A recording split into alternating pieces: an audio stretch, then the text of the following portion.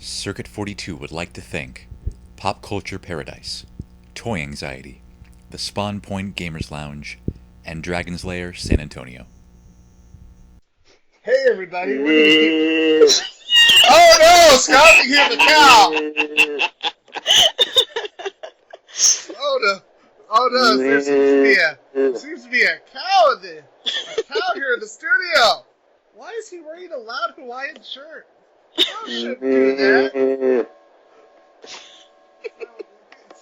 I wish I could do an HR and our pumping stuff. In case you don't know, Mr. Cow is played by Scott Lobdell. Yay! And Dan Fraga is here as Captain Hollywood. Yo! And Devin Grayson. Oh, give me my role. Who am I playing? As the robot. Excellent. Please proceed. And I am your host, Ian McIntosh, as David Lynch. Leader of the cow. Scott, help me take over the world. Good job, Scott. Now go right, That does not compute. We should make a film of this, guys. Lynch looks different and much younger. That's not fun right now. Kids, though, we're professionals. Don't try this at home. Yeah. So, the eventual goal of our show tonight is going to be the comic books of the 90s, and were they really that bad? What? I didn't get the subtitle. I'm out of here. Aw. I did, and I'm so here.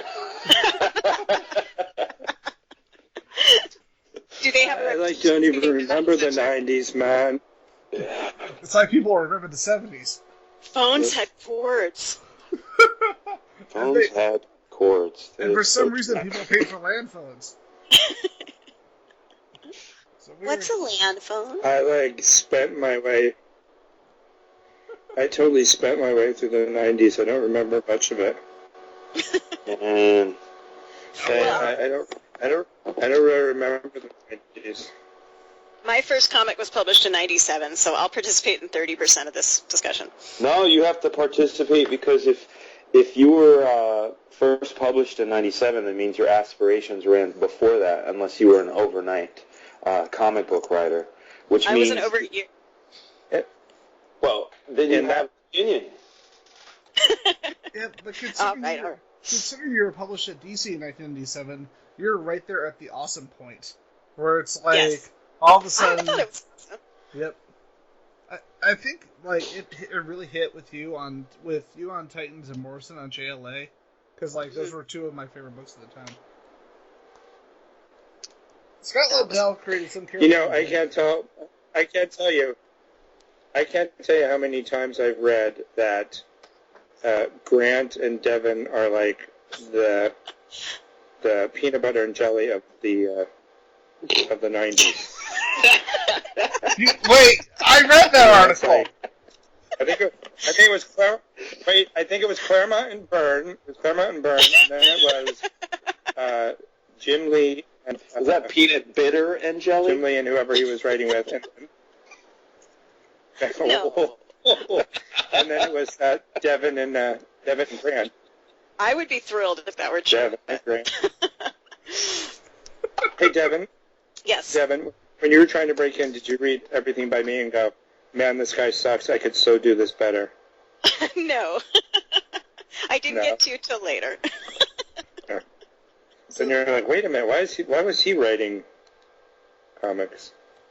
So the big question I wanted to ask you guys, like, go in whatever order you want, fight for it, get the conch, like in Lord of the Flies. What do you think of the comic books in the 90s and how they've changed the comics in today? They were less expensive. That's very true. That was very true. They were more accessible. Video games hadn't reached the resolution and the level of realism that they have today. So let's just take the character Wolverine, right? If you wanted the most ballsy, kick-ass, adrenaline-filled Wolverine in the 90s, you went to Jim Lee, right? That's basically where you'd go. Or Devin Grayson. Right.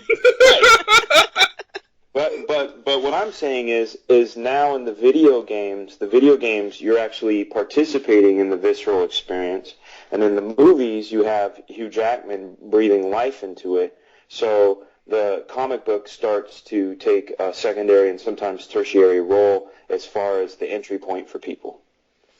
And but to answer the original question, I think 90s comics, depending on what playground you played in, because I wasn't part of Marvel or DC until the late 90s, and I spent the first half of my career at Image Comics, and more specifically under Rob Liefeld's tutelage. It was a different thing, and I think Is that where you learn the word tertiary? You know what? They put us through a vocabulary erasure program, not to be confused with the band Erasure. But that was the 80s. Yeah, our syllabic level was like 1 and 2, maybe at times. If we brought in any like $5 words, we were told not to. That it wasn't a word potluck. It was like eat the words that we give you. Wait, but does extremalicious count as a $5 word? Yes. If it's awesome, extreme, and maximum, yes. So they just want it to be cool instead? Yeah. I mean, a lot of times, I think a lot of Image Comics was based on, a lot of the onus was based on aesthetic quality. There was also the boom in the original art world, and we all knew that if we drew like lead character in some big flashy way, we could sell it for a couple bucks more. Can I ask you a question? Sure. How much would the tertiary character sell for? You're a bastard, man. I use a $20 word, and you start bringing out the fucking cleanup mop. God's like, this is my podcast. If we wanted, let's say I wanted to sell a North Star page, right?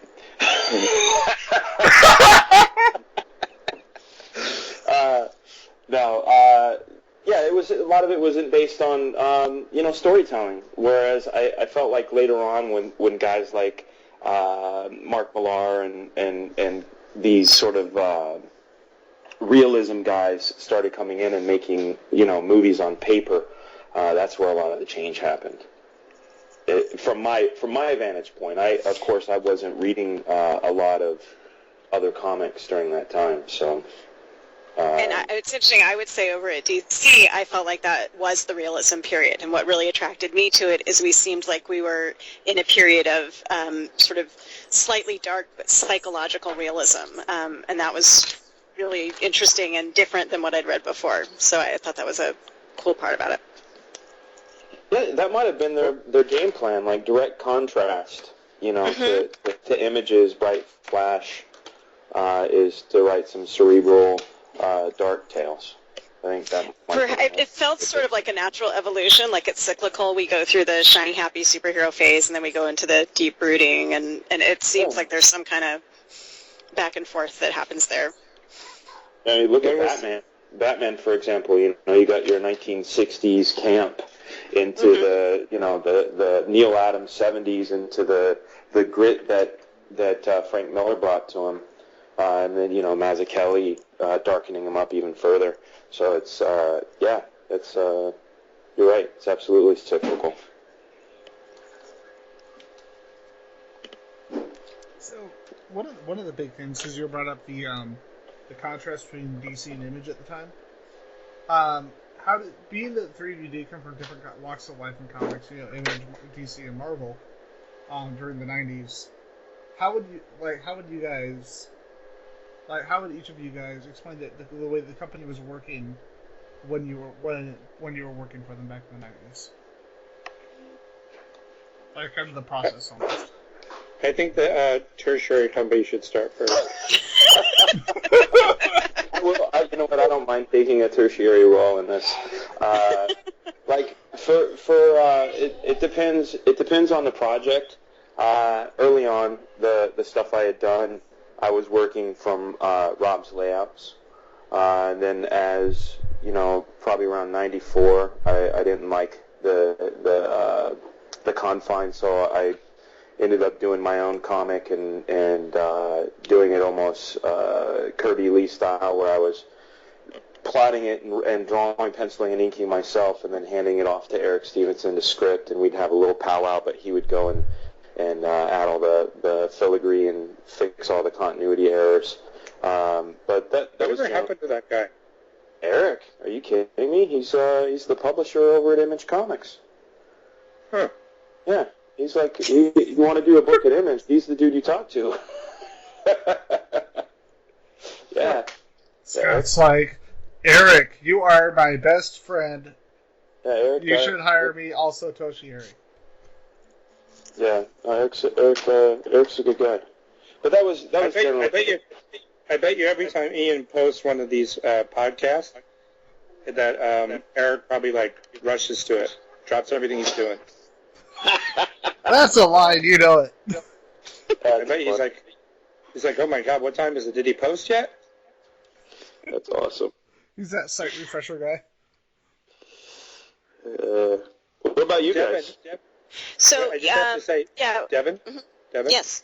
I just have to say, I Googled you, and somebody posted a picture of it looks like your high school graduation picture. Maybe. Very cute. Should I go Google? If you want to, yeah. You look adorable, but I don't think you know. There's no way she's 17. No, not any longer. And there's a picture of you with the dog. Is the dog still alive? Yes, the dog is right with me now. His name is Cody, and he's actually a diabetic alert dog, who is my pride and joy and nurse. That's awesome. Are you diabetic? Yes, I'm a type 1 diabetic since I was 14. And he can sense, he can actually smell changes in my blood sugar levels. So he is with me at all times. I can actually do that too, but I didn't know there was... I didn't realize yeah, but we can't take you out in public. The dogs go through a lot of training to be able to go anywhere and be very well-mannered. Oh, I would never pass that. No, I know. So DC in the 90s, we had group editors, so you'd sort of have someone in charge of the Bat office and the Superman office and what have you. And the books would generally, I remember longer story arcs, and we turn in 6 to 12-month outlines, which I think is just would never happen today. And they would get approved, and then as the writer, you would sort of go off in your corner and write like crazy, and that would go to the artist who would draw like crazy, and to the inker and onward. And then your 12-month story arc would be interrupted on the 10th month almost every single time for the crossover event, and we'd all come into New York and sit together and have a conference and plot out those long stories like No Man's Land. And so all the long stories that we did were always derailed into these other long stories. But it was an exciting time, and I think there were some good stories told. Now, do you say that because they always surprise you, or are they always like, no, this time you're going to get to tell your whole story, we promise? And then kind of. Or, I mean, maybe it's my naivete, but I always thought if an outline was approved, I was going to get to finish the outline, and I learned that lesson really slowly, or rather, I did not learn that lesson. It took me forever to realize just make smaller, tighter stories so you'll finish them. Mm-hmm. So I don't know if I was supposed to figure that out or they were supposed to tell me, but they did come at slightly different times and with slightly different levels of urgency and slightly different levels of organization. But after a couple of years, I got it. I was like, oh, okay, we're going to stop and do this now. I remember hearing that during the, I had read that during the Technos Imperative days, especially, that a lot of the editing groups that were working on different books like Justice League, Batman, editorial teams were actually... There was almost like conflict over people saying, "Oh no, you can't have that character in this book. We're going to do this now." Well, yeah, there was. I mean, in JLA Titans was sort of the ultimate nightmare version of that, where we had, let's use every single character, which meant we had to clear it through every single editor. So, yeah, there were a couple hairy days running up and down the halls going, please, and anytime you could get sort of 10 characters in the room, then the 12th would be off doing something else. And sometimes people ask me a lot if in the Titans I had trouble using Dick Grayson, for example. But I sort of came from the Bat Office, so they tended to be very generous with me about the Bat characters. But that it was sort of the other problem. Once I was in the Titans, I couldn't get a hold of Flash, for instance, or something like that. There was a lot of that. And what about you, Scott? I used Eric Stevenson in one of my stories. I didn't realize at the time that he was real. I thought he was just a pen name. So. That actually happened to Grant. He used himself and became a DC character. Yeah. Animal Man, right? Mm-hmm. Yep. Yeah. Did he lose all rights to his? I believe so. They're like, you can now only be known as Bill Smithington. We apologize. Marvel, it's kind of interesting because the X-Office was, even though we were number one for a very long time, we were very competitive in the sense that we just, I don't know, there's a very competitive time, like, Image started and they took off, and then, Superman was dying and Batman was bringing his back. It seemed like the companies were always trying to one-up each other. Mm-hmm. But even within the company, you had Age of Apocalypse, and then you had the Spider-Man clone saga and stuff. And it was like there's just always this competition going on, and I don't see that competition now much anymore. It seems like everybody is just kind of doing their own thing, and maybe one book is ahead 1 month and another. They're trading market share. But I don't really get the impression that people sit around plotting the demise of other lines or other companies. Like, there's an old saying in show business that it's not enough to succeed, but all your friends have to fail. And that was kind of like where we were in the 90s. It was like, it wasn't enough that the X-Men was number one. It had to be that, we could crush the Spider-Man crossover. We could crush the, Infinity Gauntlet. There's just this always constant, how do we do better? Whereas now it just seems that, DC does what it does and Marvel does what it does, and, the two don't and yet, really... Scott, wouldn't you say that as freelancers we were going back and forth all the time? Like, I always have fans ask me about DC and Marvel as if they're, opposing forces, but my experience was that almost every editor and writer and penciler I know has worked at both. Well, I had a 10-year gap between the two, so I'm probably not the best person to... certainly... Were you on exclusive, or you just wanted to... No, I just never... it was weird because I was... they signed me to an exclusive at one point, and I was like, that's so ridiculous. Like, Where am I going? Yeah, where am I going to go where I'm not doing what I'm doing now? It was pretty funny. But no, certainly the company is... talent comes and goes, and I think that's great. It's oddly enough right now, like Charles Soule's a perfect example of, it used to be there was kind of an unspoken quality about, if you're going to work for one, you're not necessarily going to work for the other. But Charles Soule, and now I see Jeff Lemire's writing a major book he's going to take over Hawkeye. That's it. I read today, and it just seems odd. It seems like, that to have, marquee names at both companies at the same time, I don't know, I don't like that. So, it's like if, it's like if Ty Burrell was on Family, on, Modern Family, and it was a hit show, and suddenly he went on to NBC as a detective, and both shows were running at the same. It just wouldn't happen, So similarly, I kind of think that, I just kind of think that it's, if you're going to work for one company, you should probably focus on that company until you decide to go focus on another company. But what do you think, Tim? Yeah, I. Oh my God. I don't know. I disagree. Can you I think, can you edit out that really long pause? Yeah. This one too. The awkward pause of Awkwardington. or throw a few more in so that's a rhythm or something. I like the idea of creators being creators and bringing their talents to bear wherever they feel excited by something. And if I sort of like the idea of groups of people roaming around, like I love working with the same editors, so if they move, I'll maybe jump over with them. But to me, it's more character driven. So whatever you're interested in doing, you just have to go to that house to find that character. But I understand what you're saying as well. There's also thinking about what Scott's saying. There's also the whole share the pie sort of thing. You know, it's like if let's say there's 100 jobs out there, and instead 50 writers are taking two each instead of 100 writers. I could see how it could be an issue. Well, totally. But I think that's more of an upper management issue usually than a creative issue. Meaning I wouldn't blame the creators for that. Writers. No, not at all. No way. No way. Exactly.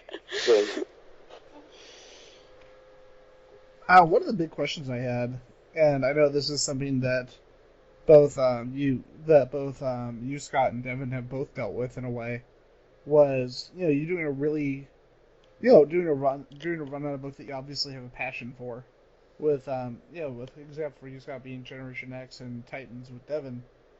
And then once you leave the book, just the complete clusterfuck of bizarre changes that happen afterwards. And I wanted to bring up Generation X and Titans in particular. What was it like from a writer's perspective looking at that book and seeing just how much the book was changed after you left? I didn't look at it. I mean, to me, it's like an X. You wish them well, you hope it all goes, but you have no need to go have dinner at their house. It's I'm done. I'm out of here. Be happy about that. By the way, I read the Helper. Well, which I know Jay wrote them. But Helfer basically was the writer on those books. Well, Jay transitioned for me for a little bit, but then it went off in a totally different direction. What about you, Scott? Do you keep up with stuff when you're done? I never read your Titans, so I don't know. No. Silly.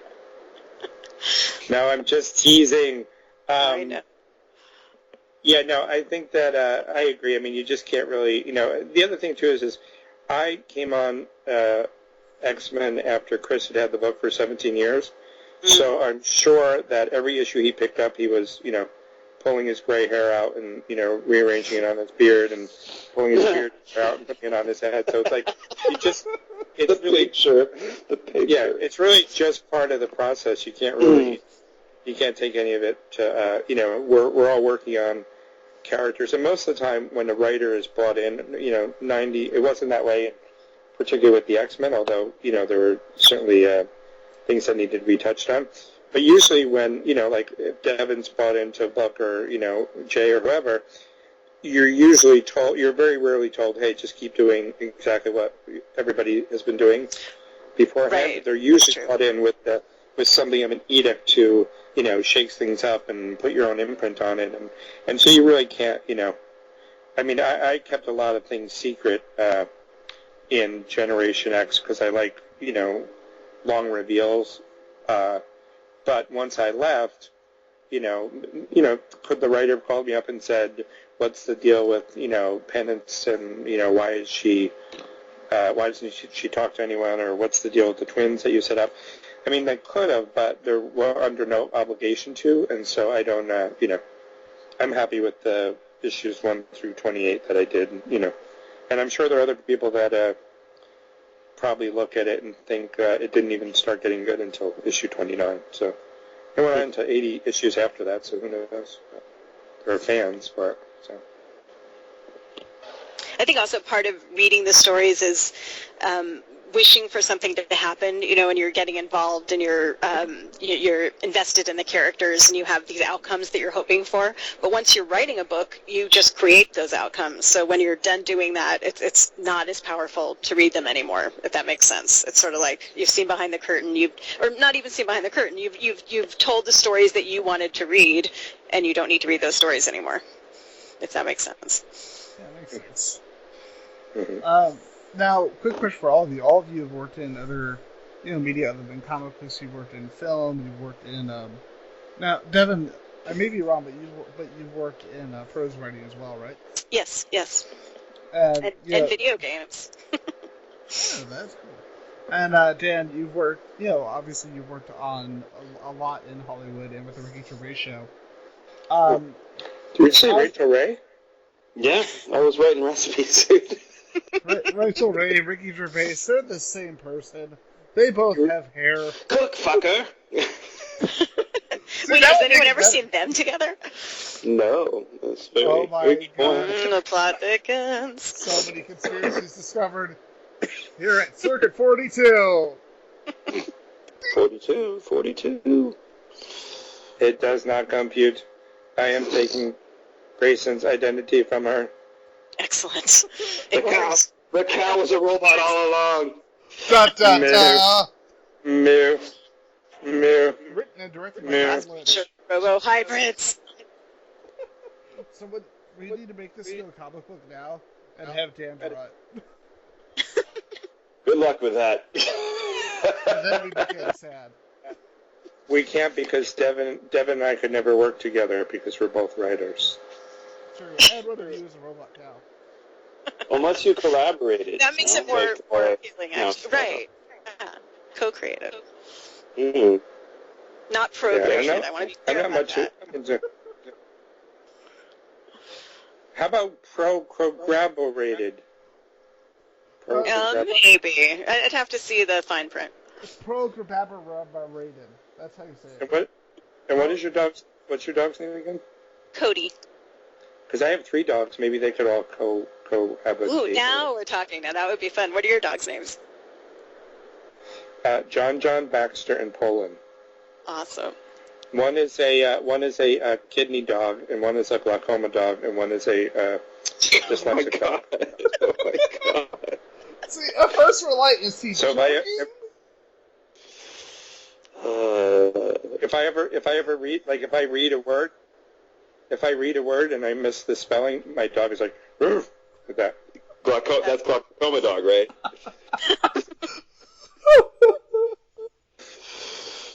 Like, "Ruff." Ruff, here's some weed. Oh, thanks.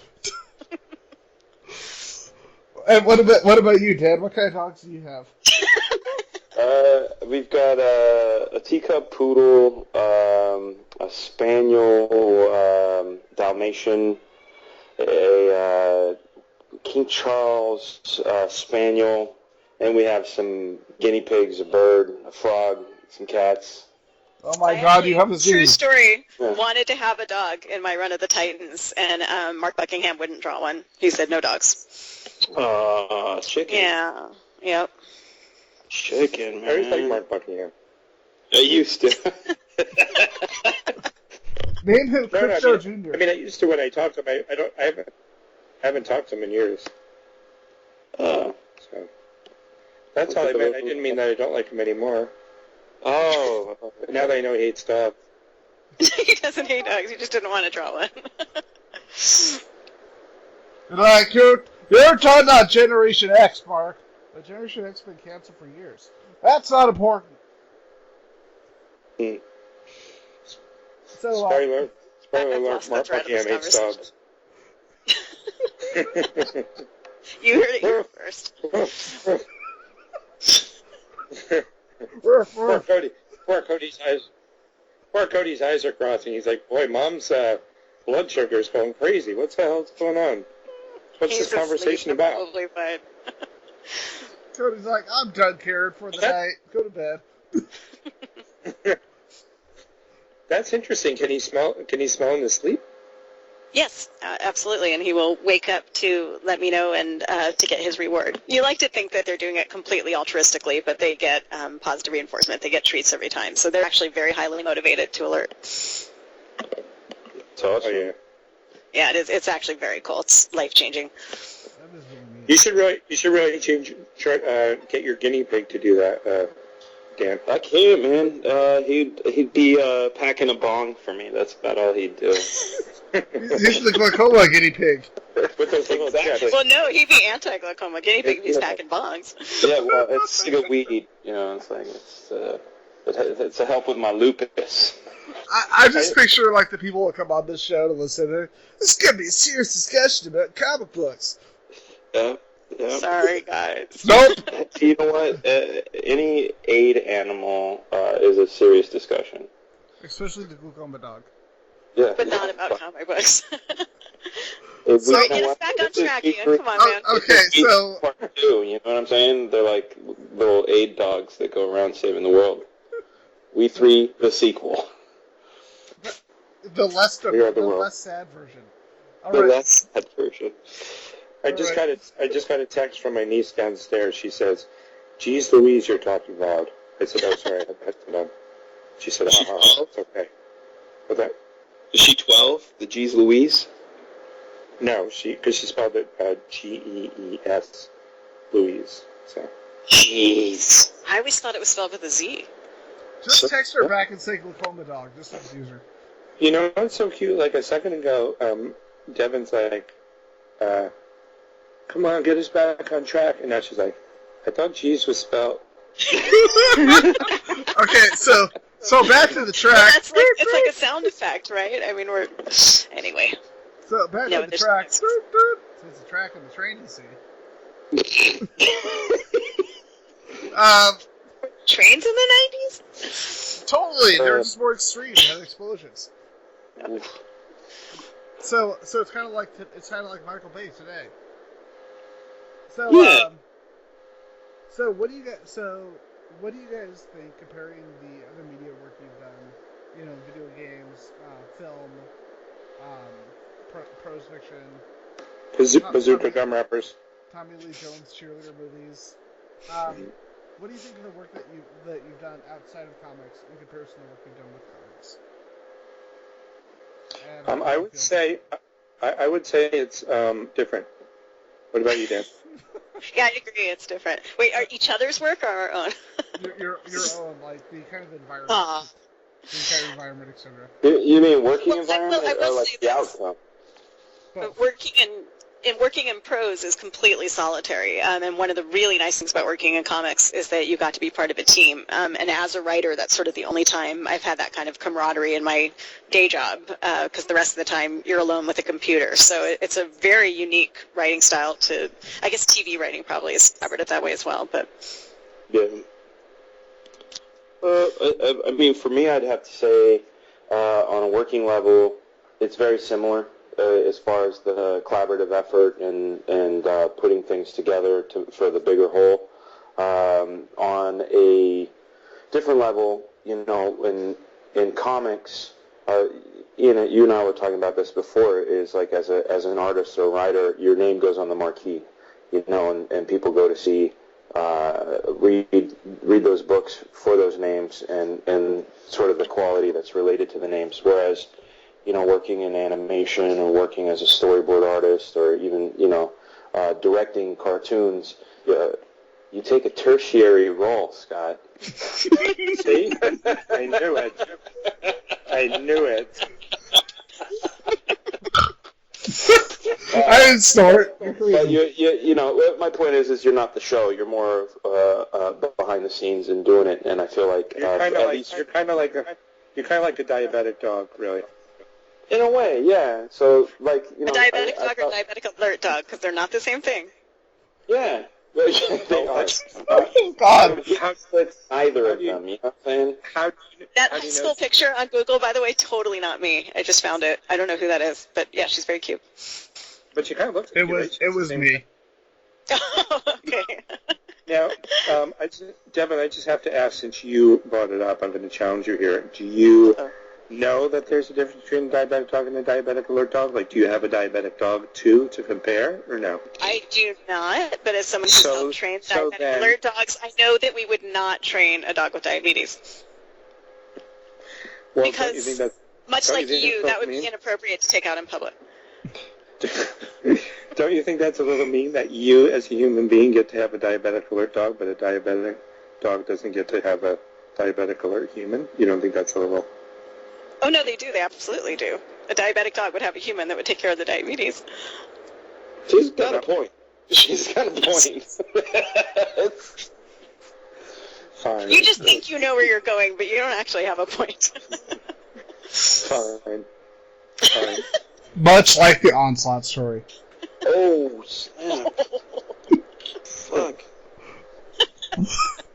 Well, okay. Let's. Finally a reference to a 90s comic. That might have been the first one. Yes. So actually, Scott, after you go, I actually want to ask you about that and what we were talking about editorial and the comparison earlier. Is there a question? Or? Well, no, I'm waiting till. Well, Scott, you were going to talk about your work in film and comparing it with your work in comic books in the two environments. Oh, well, in the movie, usually when the comic book is done, it goes out to sale, and then people buy it, and you don't really know what they think until after, if you bump into them at a convention or something, or, they might say, oh, I read this issue, I really liked it. For the longest time I was doing stand-up, and that was really fun because stand-up is like an immediate, you get an immediate reaction to a joke or something. And so, in that way, I think that I would say that they're different. Okay. We were talking about the editorial environment, the editorial and publishing environment. There was an infamous story regarding. Wait, who was talking about that? Well, we were talking about that. We were talking about that. Ian and the cow. No, we were talking about the DC offices, Yes, the kind of image work offices, etc., all the things. But there's a story I remember hearing about where you were just told to mention the name Onslaught, and in one of the issues on Uncanny X-Men, and really beyond that, at the time you really didn't know anything about what they were actually doing. They just told you to mention the name Onslaught. Is that true?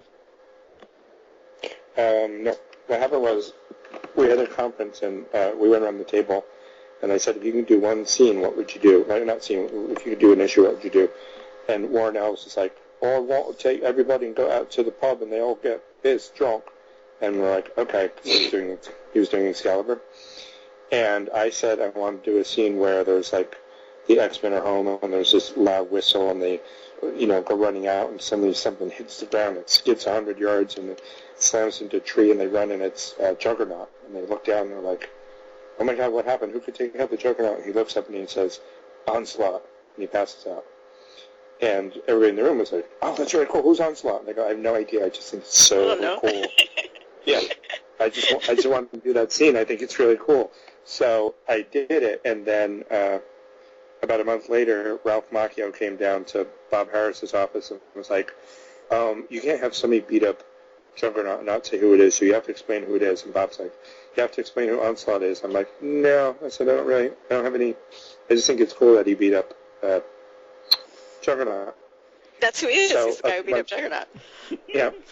And then, about 6 months later, they needed something for Heroes Return, or Heroes Reborn, and they were like, who can destroy a whole universe? And they're like, well, Dr. Doom can't do it, and, we went through this whole list, and finally I'm like, I know who can do it. Onslaught can do it. And they're like, how can Onslaught do it? I go, I don't know, we haven't done anything with him yet. He can do anything. He can, he's Onslaught.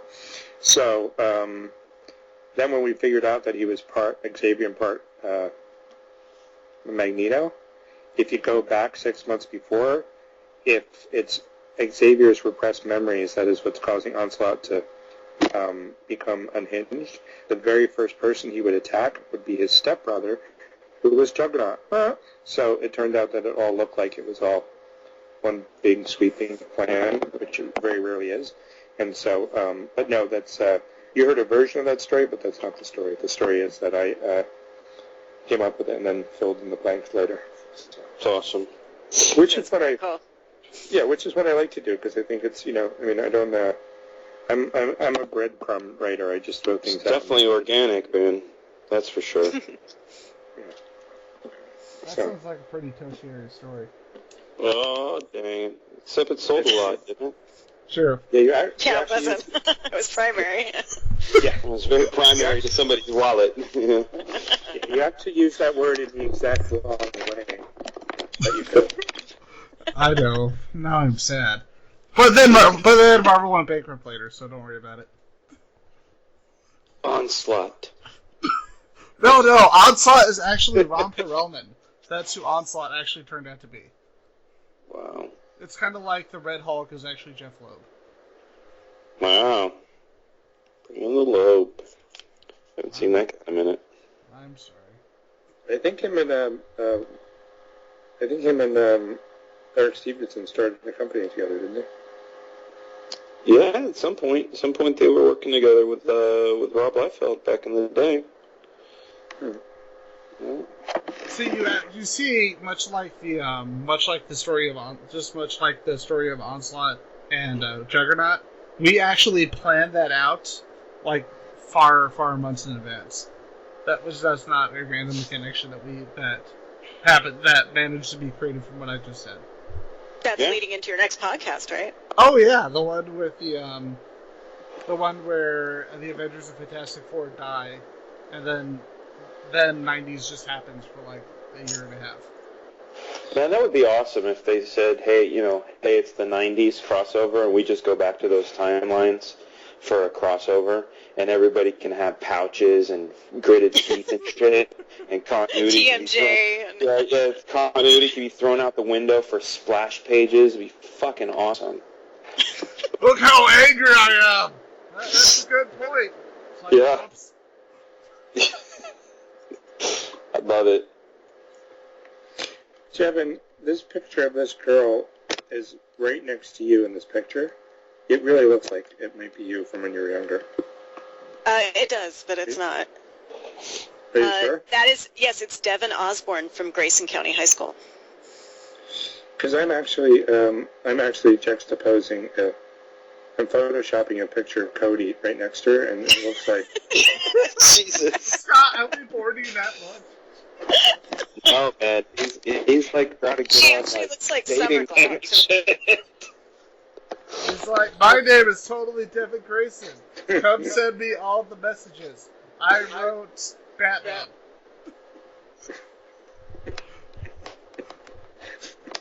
That would be the most well-formed. That's like the most well-formed paragraph ever, right there. I was actually impersonated by a fan online for a while. It was actually not fun at all. Really? What would you do? Huh? Were they like going to stand-ups and shit and just like pretending to be? No, just online. They didn't feel I was addressing my critics, and so she decided to do it, or I don't actually even know. Someone decided to do it in my stead. It was super creepy, because like the one thing you're supposed to be able to control is what you say in public, and if someone else is doing it for you, it's really creepy. Do you think it was this girl? I don't. You think it was her? That's why she put up her picture next to you? I do not. I think she has the misfortune of being named Devin and living in Grayson County. That's just kind of scary. You don't think she looks like something? Well, on top of the impersonator, that's just kind of scary that someone would do that. It was, but yeah, that's the internet, right? I have to tell you, I kept getting in fights. I came to Twitter and Facebook later in life, and so when people would insult me, I wasn't used to being I'm not used to. I think a lot of people aren't used to being insulted because how often does it happen? But suddenly I came back to comics. Well, yeah, suddenly I come back to comics and everybody is like trash talking me every day, and so I am like anybody else, so I start trash talking back, and I'm pretty funny, so I'm like insulting everybody, and people are getting mad, and so finally I had to get. I have an assistant who has taken over my Facebook and Twitter accounts and won't let me have the password. And this, this way, if I see a tweet and I'm like, they're like, Scott knows dickhead. I'm like, tell that person, write back to the person, say you're an asshole. And he's like, I'm not going to say he's an asshole, Scott. And so this way it keeps me out of getting into fights with people. So. That's a good job. I just like to assume that anyone who says anything mean on the internet just sounds like that voice that you did just now, Scott. It's like anything negative, they just sound like, I can't make talk right now. It's like, alright, cool. That just makes it very funny. This is going to be weird talking about this, but my assistant's actually Cody. It's what he does in his... You just gave away his secret identity. Scott, we talked about this. Dun, dun, He dun. has to have Sorry. a day job. But does he get a cape? Like Crypto? He actually has a vest. And a cape? No cape, sorry. I'm sad. He's happy. Oh, he has a raincoat that looks like a cape? Cool stuff. So now that we've talked about cape dogs and 90s comic books, one other question for with three of you. In comic books or otherwise... Can I make a suggestion? What's up? Can you put the question to all four of us, because I feel like that Cody is part of the group now. Mark! That's a good point, Cody. I thought you were asleep. He actually did get up. Okay, that's awesome. He's ready. He's ready for you. Bring it. I wrote so many comic books today. I know exactly what to do. How to dog. So, what is your favorite work that you've done? As a writer or as an artist? And what is the one work that you wish you could go back and redo? The thing I'm most proud of is ghosting Teen Titans for the 2 years that Devin was on the book. Yeah, you did a good job.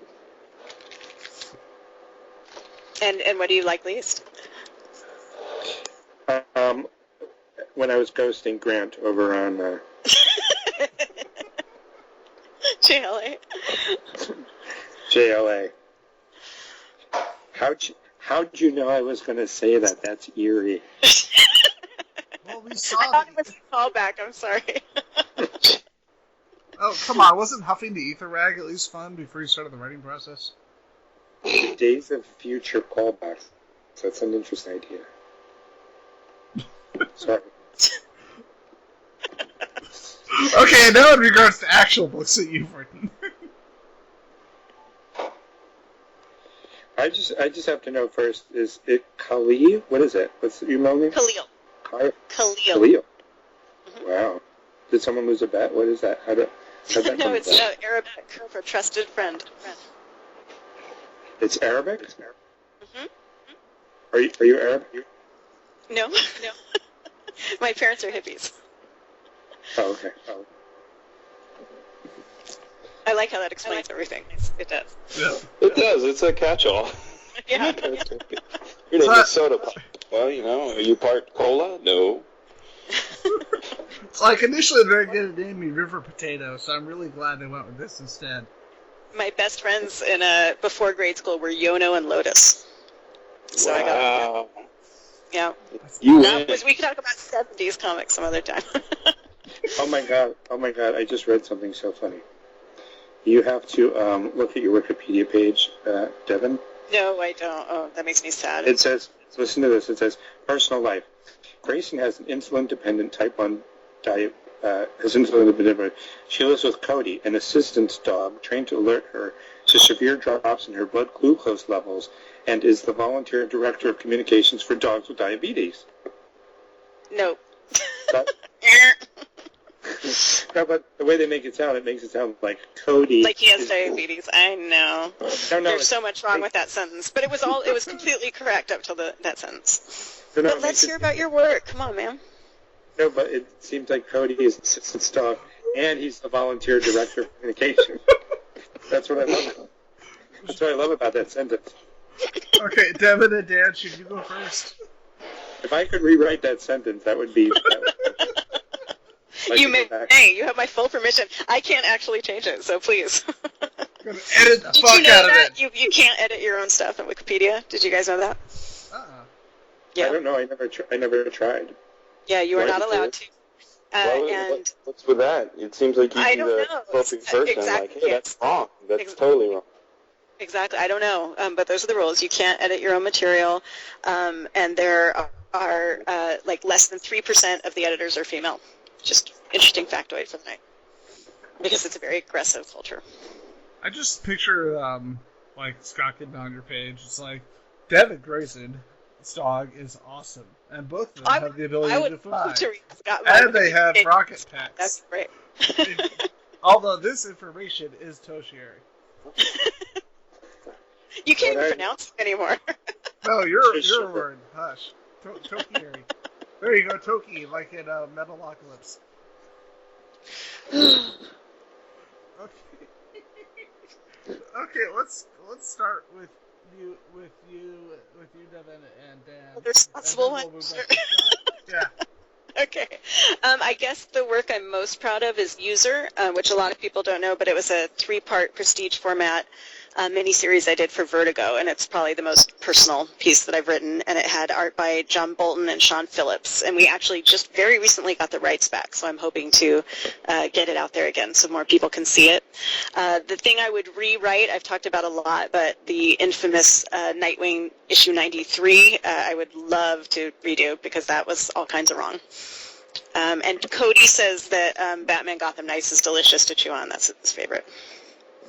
Fully loaded. What's his least favorite?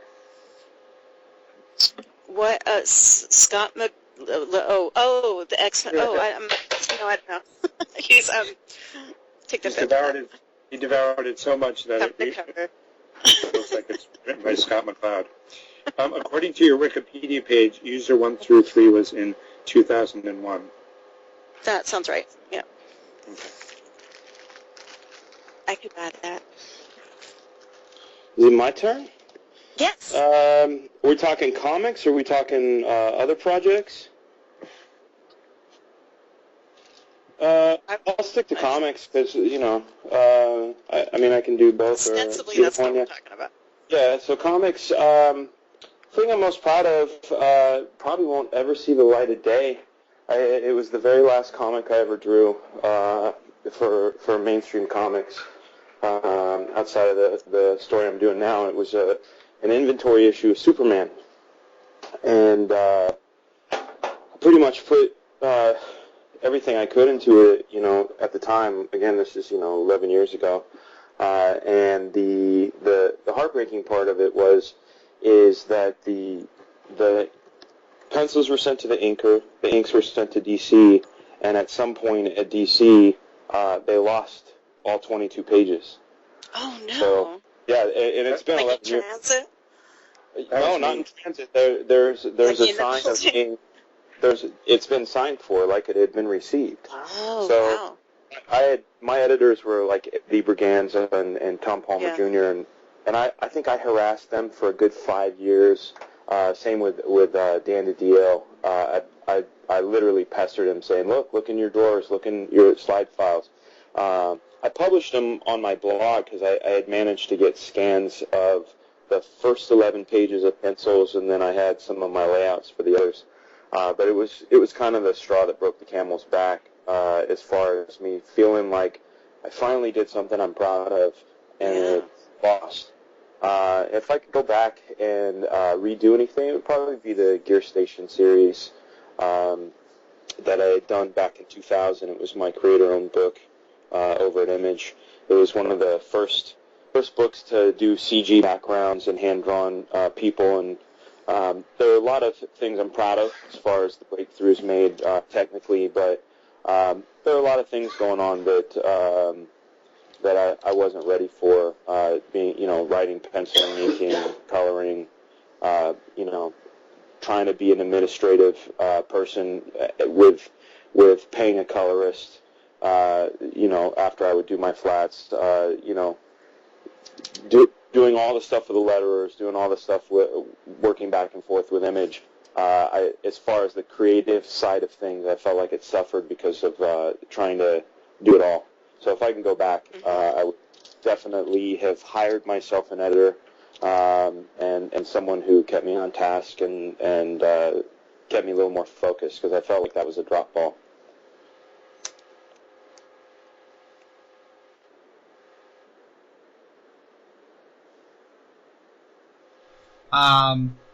Which is totally real, totally legit. Bob Harris said so. What work are you most proud of that you've done in comics, and which work do you look back and wish you could redo? Well, oddly enough, the best thing that I ever wrote got lost, and no, hey, it's on my blog, man. If you want to see it, I was proud of it at the time. Yeah, but you it probably took like 6 years. No, 5 weeks. 5 weeks. I think that if we let Cody smell your hands and then let him loose in the DC offices, Yeah. He could find the pages. That's a great idea. Oh, except if they hadn't just moved. Yeah.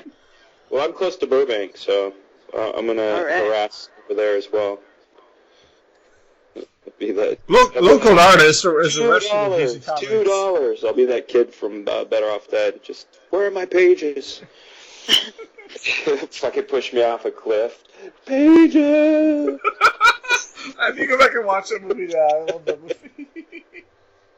I don't know what you're talking about. Let's go. Esoteric. Yeah. See another 20. Ian, what do you think we should rewrite? Or redo? I don't know. I am a neutral party. I am the interviewer. Awesome. Safe. I like all the things. Excellent. Yeah. I have to go try to hack into my Wikipedia page now, so are we... You know what you should do is write to Devin, the other Devin girl, because she seems nice. Oh, that's a good idea. I will. And get her to fix it. Yeah, because there's some stuff that are actually making me angry now, because thanks for bringing my attention to that, Scott. That's what he does. He just makes what could possibly make you angry about Wikipedia? Don't even get me started. That's a whole different podcast.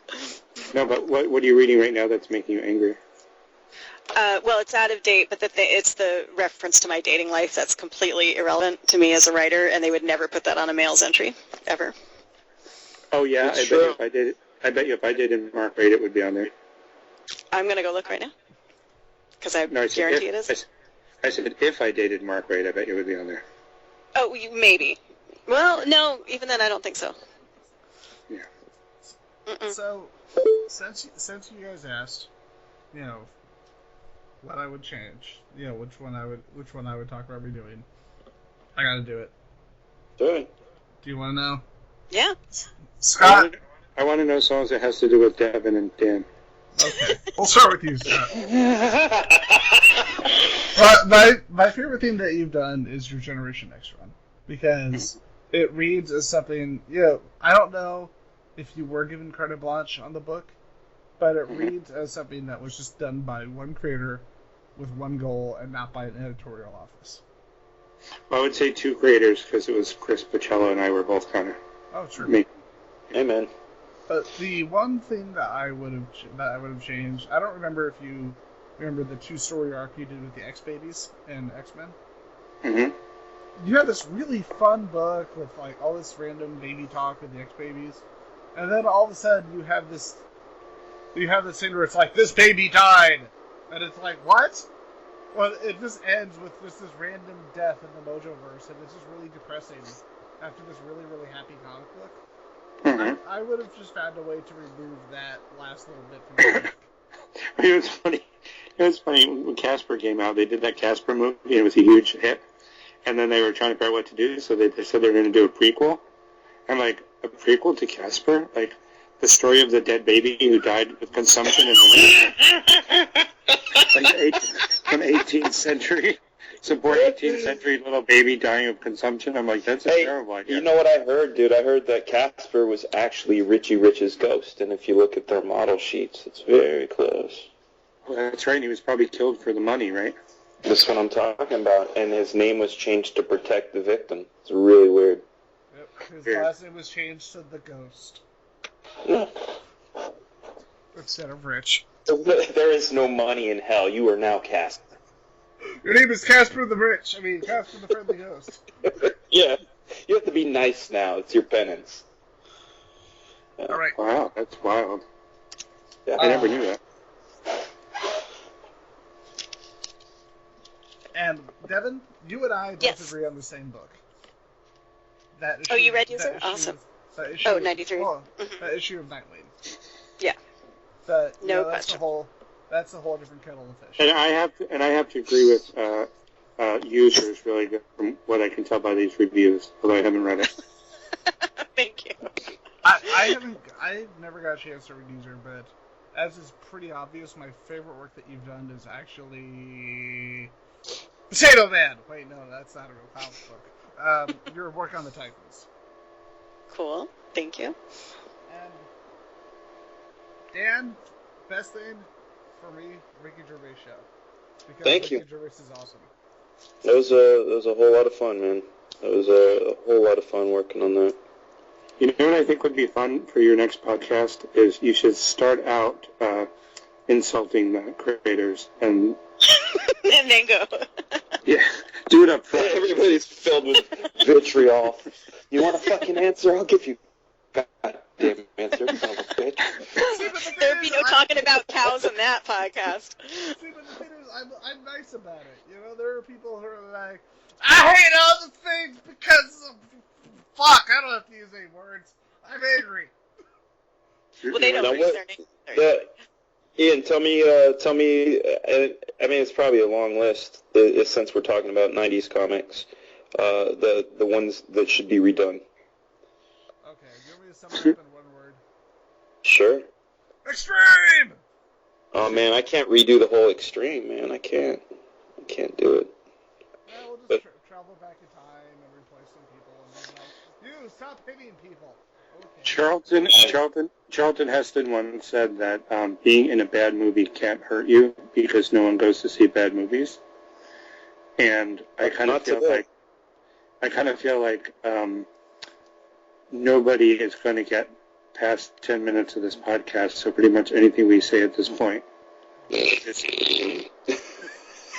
Oh God! Hey, I you know what? How long have you been cooking that, dude? Even on the internet, I can't imagine anyone being this lonely that they would be listening to. Dude, this is going to be good stuff, man. It is already good stuff. You guys remember that Stan Lee series, Comic Book Legends, where it was like a VHS series? Yeah. And the one that is the most amazing train because you can sense the and just the animosity between them is the Bob Kane Stan Lee one. That one is so good. The thick tension of them sort of being smug assholes to each other. It's fucking awesome. So you're saying we should be more overt with our hatred of each other? Oh, I always feel love. Like, Devin, this is the first time I've ever... No, you too. I wasn't talking about you, man. Yeah, no, and The other guy. Scott, I always was envious because he's the guy I always wanted to work with back in the day, and like, you know, so for my context, because I'll tell you the one thing that was really weird working at Image, and especially Extreme, it was a really kind of odd microcosm in this sort of reality that was created by Rob and the cronies. So, you know, we definitely had what Scott was talking about as far as like, you know, for Marvel it was editorial offices, but you can kind of think of Image that way as well with you guys, you know, down at Homage or Wildstorm, Todd Cow, you know, not so much with Todd or Jim's Shadowline or Eric's Highbrow, but mostly with like Jim and Mark's camp, there was this sort of like Sharks and Jets sort of like, you know, we're the best type of attitude going on. And a lot of our perception was painted by our team leaders. And so for me, like I remember when like Roger Cruz was doing some stuff instead of Joe Mad, you know, we were like not cool with it, but then once we hired him, Roger Cruz, all of a sudden we were cool with it, and it was just, you know, a lot of crazy stuff. But the other thing that happens, and I don't know if you guys are this way, because you're writers, and I've only recently entered the realm of the word, but it's sort of this like you live in a bubble, you know, you don't like I didn't read a lot of DC, I didn't read a lot of Marvel, and generally the stuff that I had gone after was like anything with aesthetic qualities, whether the art was getting us jonesed or not. So I missed out on a lot of good stuff. I mean, it's weird. Like just thinking about it now, you know, the Picasso saying it took me, you know, 10 years to learn how to paint like a painter, but it's taken me a lifetime to paint like a child. And going back, and I've been out of comics now for going on 12 years. I've been out of comics just as long as I was doing them. But I had forgotten things. Like, I was in love with Frank Miller's Dark Knight when it came out. I remember the smell of the paper, and I remember what I enjoyed about that his interpretation was it just seemed childlike in its approach. He just said, "This is how I see Batman. This is the tale for it." And I felt like, at least, again, this is only coming from my subjective point of view.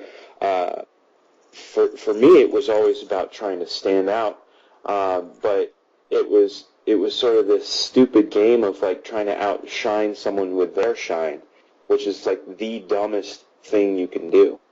Oh, they're this, I should do this and try to do it better. Well, that's not truthful, and it's not childlike. To really have the fun, I would say, 90s comics, with the exception of my book Black Flag, I was not having fun. I was keeping up with the Joneses. I was seeing greener grass all around me in my little circle. So I need to go read. I need to read your stuff. I need to read Scott's stuff outside of the X Office stuff, and get boned up on this stuff. I'm kind of stoked about this podcast for that reason. That's cool. I think it's actually probably a common fan experience too, that you tend to have more experience with one publishing company or another, just in terms of what you gravitate towards and what you read. Yeah. Shit, I just wanted to be hired. I originally thought Fabian was going to be on with us as well, and the thing about Fabian and I have history because when I was in high school. I mean, I'm 41 years old now, so this is a long time ago. But when I was in high school, and he was grinding up Marvel back in the day, I think he was, was with Steve Saffel in the news department or in the media. But he was the guy I would show my portfolio to, and I wanted to work at Marvel in the worst way. Marvel was where I wanted to go. I had Carl Potts giving me advice. I had Fabian giving me advice. And over at DC, I had Neil Posner and Brian Augustin, both really saying, "Oh, if you only draw hands a little better in this." And I just wanted to get into comics. And I remember in 1991, I had met Rob Liefeld in '89, and he had given me a really nice portfolio review. A lot of guys were really canned. The responses, and it's probably harder for a writer, right? Because like for an artist, you can look at a page and within like 10 seconds go, he's got it, or he doesn't, or he or she has it, or they don't. Definitely. Or with a writer, you have to kind of sit with it. So, but what I found, at least back in the day, I feel bad for kids now because they have to win a raffle to get their portfolio reviewed. But back in the day, when editors used to review stuff. A lot of times it was canned. It just felt like they might as well have left press a button and get your response, And to be rejected, press 1. Yeah, to be rejected softly, press 2. The three guys the artists that really gave honest critiques in a very painful way were Eric Larson. He told me, I'd never draw comics. Neil Adams. He told me, I'd be better off jacking off somewhere. Those are his words. Wow. And then Rob, who had basically given me this is one of those things where he had given me the time of day and sort of systematically broke things down. Oh, I can see you like Art Adams. Well, he's into Walt Simonson and this and that, and you're rendering here. Like he was sort of doing more of aesthetic tune-ups.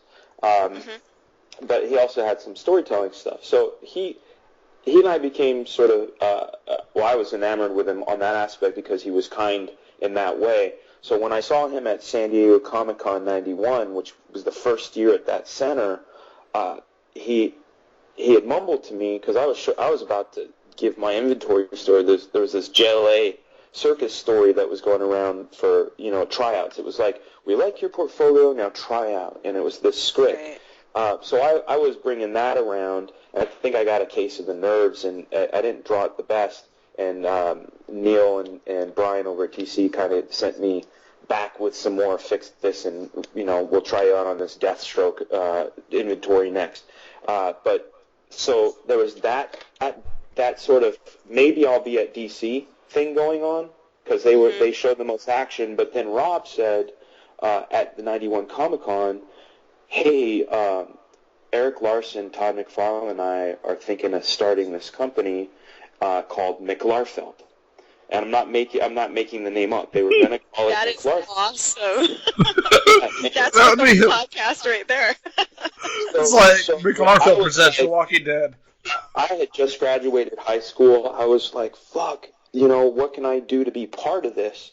And I was kind of put on the back burner, but then in February of '92, some stuff opened up. They were going to do all these other titles. The title that I was supposed to work on never came to fruition, but it was one of those things like, well, DC, you're not taking me.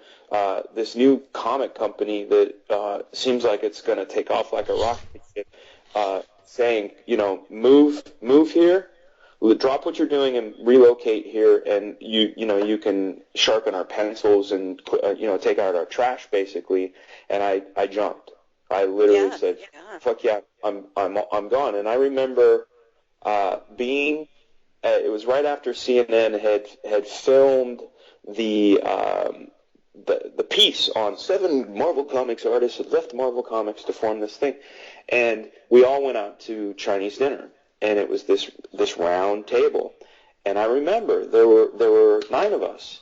It was the 7 owners, Rob, Jim, Eric, Wills, Todd, Mark, Marat Michaels, and me. And I remember sitting at that table. I had just graduated high school, like maybe 7 months prior, and my head was on a swivel because these were, with the exception of like Jim Valentino and Eric, I like their work, and I respect Eric even more now that I understand what he's doing. But those other guys were like the gods of the pantheon. Do you know what I mean? It was like, holy fuck. You got to remember, 1991, 92, these guys owned comics, right? So my head was on a swivel, and I'm thinking, what the fuck am I doing here? Holy shit, this is amazing. I felt, it just felt epic. And I remember, I'm going to remember this for the rest of my life. I remember marking that moment in my head. So, I'm taking the long road, but to address your point, Devin, about, your propensities or what you grew up on, if I had my druthers as a kid, if I got the gig I wanted to get, it would have been like Spider-Man or Daredevil. Or like, and I'm not saying this because you're a Titans person, but like hands down, my favorite DC character is Robin. So that was the other character that I felt like if I was to ever get this book, that was the book for me. You know what I mean? So. Oh yeah, totally. But I understand what you're saying as far as. That's a great story, though. Your story is very inspiring. Yeah, but that's you want to hear another piece of it? Do you remember an editor named Don Daly? Scott, you probably do. You remember Don Daly? Yes. Punisher editor, and I remember this was WonderCon '93, and there was a Valiant party. One of the Shooter and Steve Nazarski and all those guys were having like this Valiant party, and this guy bumps into me, and he says, "Hey, are you Dan Fraga?" And I'm like, "Dan, my name's Dan Fraga." And he goes, "Yeah, you're one of those Image guys. I saw the book you're working on. It's really nice." And I said, "Yeah, but that doesn't come out for 2 months. How did you see it?" He goes, I work over at Marvel. I'm the editor of The Punisher. And I was like, oh, cool. And he's like, if you ever want to do anything over here, just let me know. And I was like, well, actually, I would love to do a Daredevil, Punisher, Spider-Man thing. And, I want Michael Golden to ink it. And, like, I had, like, this whole, like, kid list of things I want to do. I'm, like, 19 years old. I remember telling Rob, hey, man, this Don Daly guy came to talk to me about working over at Marvel, and, and he got pissed. Rob got super pissed, and he basically said that, you know, they didn't really want me. They wanted a casualty. They wanted to take someone from Like a poacher. images. They wanted to take, it wasn't me that they wanted, and, you know, how could he see your work, and it's not, you know, it's, you know, don't let him fill your head with this stuff. And so I stayed working for Rob because I bought, you know, what Rob was saying, and I'm sure there was some truth in it, but I remember I did go up to Marvel's offices at one point and visit Don Daly, and I got to meet Larry Hama and Michael Golden for the first time, and Tim Toohey, and I was like a kid in a candy shop that first trip of the Marvel offices. But yeah, those are a couple of those things where, you know, if you know, the whole if I had a time machine, I would never rewrite my life because I feel very blessed for it to happen the way it has. But it would be a nice what if, you know. It's kind of like, oh God, I wonder An Elseworld story. yeah, like I wonder what my trajectory would have been had I gotten that, you know, or had I had made that move. But that's 90s comics, man. Ladies and gentlemen, we're taking a commercial break. This is brought to you by Diabetes and Cody. Park.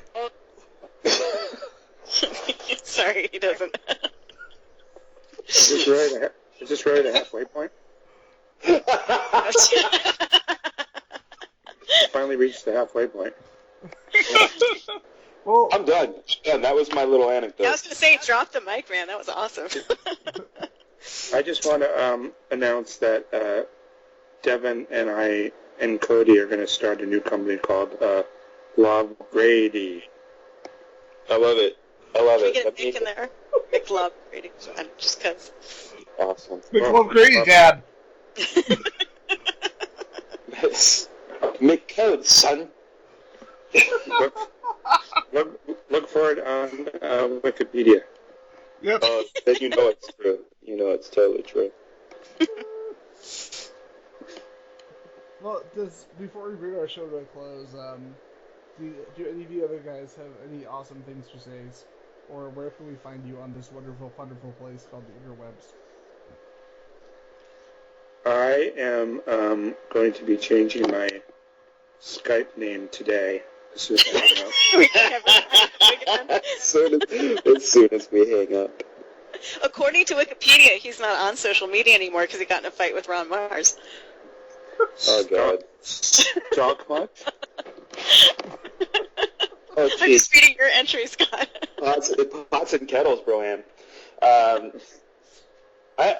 do a plug, man. I do a lot of my stuff on Facebook, but I've been putting out some work on Instagram. I have 2 Instagram accounts. I have one called Couch Doodles, where I post a sketch a day and I do a time lapse. They're 15-second time lapses, and I've been doing one a day since January 1st. So today is number 285.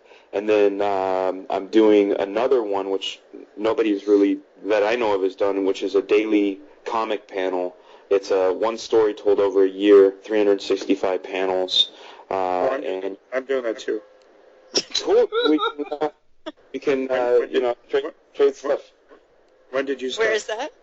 January 1st. It's on Instagram, but and I'll send I'll send you guys a link. But I've been doing it on Tumblr as well.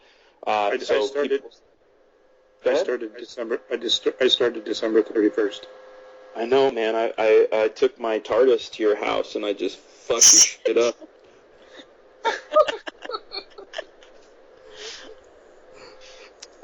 But yeah, Bob, that's it. And I have a Tumblr which I've rearranged because one of the things about social media that's kind of hard for narrative is it posts the old one at the bottom and the new one at the top. And right. You know, when you want to read something in a narrative fashion, especially if it's like a reader that's coming in on like, you know, panel 30 and they want to get caught up, I found a workaround on Tumblr that you can create it in reverse so people can read it. But that's my side project, you know. Like I'm working at Mattel now, making cartoons for the Children of America, Monster High, Ever After High, and being a dad and you know, driving 3 hours a day for my job. So this is like, for me, the daily sketch in this grave comic that I'm doing, labors of love. Nice. Yeah. Cool. I can be found these days at devingraysоncentral.com, and currently I'm working with Random House on a graphic novel project. It says your site is down because you didn't pay. Damn it! Did you do that? Wait, what is it? Devin Grayson, what? Unplugged? What was it? Central. What's Central? That's a 90s word, I'm right? gonna go get that one now, though. Hello, Cool J, Unplugged. Scott, are you in LA now? Are you back in California? Or are you, where are you now? Oh, this is weird.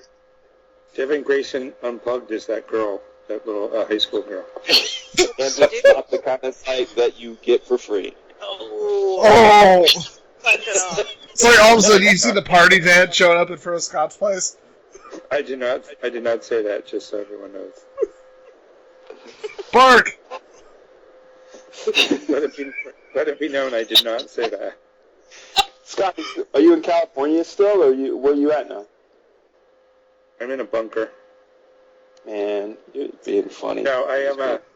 No, I live in LA, but I'm currently in. Right now, I'm in New York. Okay. So I'm in East, downstairs. Oh, you're doing the. Cool.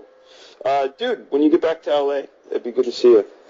That would be good. But I do have something to say though. I just went over to Devin Grayson's page. Yeah. And there's a big picture of Mark Wade photobombing you in the background. So I think you need to be a little more consistent, young lady. No, not really. If you don't want him on your Wikipedia page, you shouldn't put him in your banner. That's what I'm saying. I don't mind him being on my Wikipedia page. I just don't think my dating life is relevant as a writer because they don't do that with male writers. It's true. We should start. All my friends can be there. Start it. That's totally fine. Start it. And my mentors. I think on my wiki page, I'm gonna create the ladies I've loved. That would be awesome. That's the only way to change it. You guys have to start including that. And, yeah, ladies who I may or may not owe my career to, stuff like that. That would be awesome. Oh. And then a paragraph about what it feels like to be a male creator, male comic creator, because we don't get enough on that perspective. You know that song, "Damn It Feels Good to Be a Gangster"? That's in Despite the fact that I have never met her and I never work in comics, I obviously owe my entire career to Heidi McDonald. Heidi's awesome. I love Heidi. She is. And so is Mark Wade. Hello. Yeah, Heidi is. She's been awesome to me over my career as well. She gave me an issue of Powerpuff Girls. She could see things that I couldn't see. It was pretty cool. Wow. Yeah, she's awesome. I love that lady. I'm gonna follow this Devin Grayson link here and go over and see if it on Mark Wade's page. See if it says Mark Wade dated Devin.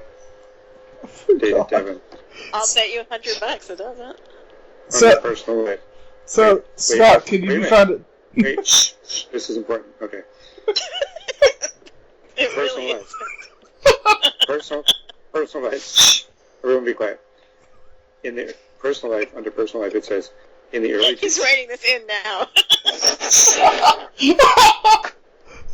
Shh. Everybody be quiet. It says in the early 2000s, he dated fellow comics writer Devin K. Grayson. So. No, it doesn't. $100. $100. Yes. Wait, I'm going. Hold on. So, Scott, can you be found at Devin Grayson Central? What's that? No, he cannot. I did find it. I was just there. Oh, I thought you asked him if he could be found there. No, that's what I did ask. I asked, Yeah, so okay, Scott, good, can you be good. found at Devin Grayson Central? Yes. No. Wait, I can't even get to Wikipedia anymore. There it is. Don't wait for me. Go on. So, Scott, where can we find you on the internet webs? I'm going to be on PayPal waiting for my $100. That totally is going to be sent someday. I'm lying. From Holy crap! He's right. It does say that. Really? Wow. All right. I owe Scott Lobdell $100. Wow. Okay. I feel better. Oh, you heard it here, guys. Damn. Wow. All right. Scott. Well, I'm in North California, so when you're back home, let me know. I'll send you $100. What part of Northern California? I'm in Hayward right now, but I'm from Oakland. Are you kidding me? I grew up in Martinez. Oh, no, yeah, totally. Yeah, I know. I'd say I know, too, with the refineries and all that crap. Yeah, no, I'm a Bay kid. Yeah, I used to work in Hayward at the Diamond Distributors when they were there. That's crazy. Awesome. Yeah. I didn't know I you grew were up in Rockridge, which now is like one of those super chi-chi neighborhoods, and it wasn't at all when I was growing up. So I take people over there, and they're like, "You grew up here?" I'm like, "No, it was not like this." When I hear the word Rockridge, I think of the BART, right? Like Rockridge BART, yeah. Yep. Rockridge, yeah. Orinda. You're the only person I've ever heard say, when I hear the word Rockridge. Well, it's a Bay Area thing. It's one word. It sounds like maybe one of Rob's Youngblood characters, you know. Rockridge. That does. I am Rockridge. Let me fire this missile from my back. Yes, He came into a great deal of money, and yeah. Gentrified himself. No, his alter ego is Rockwell. His alter ego is Oaktown. Oaktown. Yeah, Digital Underground, Ant Banks, Too Short. By the way, this is just like insane. I love this series of just insane coincidences involving locations and towns you're from. And I did not, I didn't know any of this obviously when I invited all you guys on, and it just happened to work out that way. It's awesome. It was actually part of the conspiracy. You should claim Like research. Onslaught. This is like the onslaught of podcasts. This totally was planned. Just that creepy. I could agree that this does feel like the onslaught of comics. Wow! And with that. And with that, where can we find you on the internet, Scott, besides Wikipedia and Devin's page? I'm kind of like the J.D. Salinger. Like I only do one podcast every 12 years now. So. Wow, we're honored. Yeah, this is fucking epic, man. Yeah, I don't like to. I'm very shy. I don't like to give out my I web can pages sense or that anything. about you. Yeah. Okay. Well, as long as you're not like JD's son, Captain America, I think you're doing pretty good. Mm-hmm.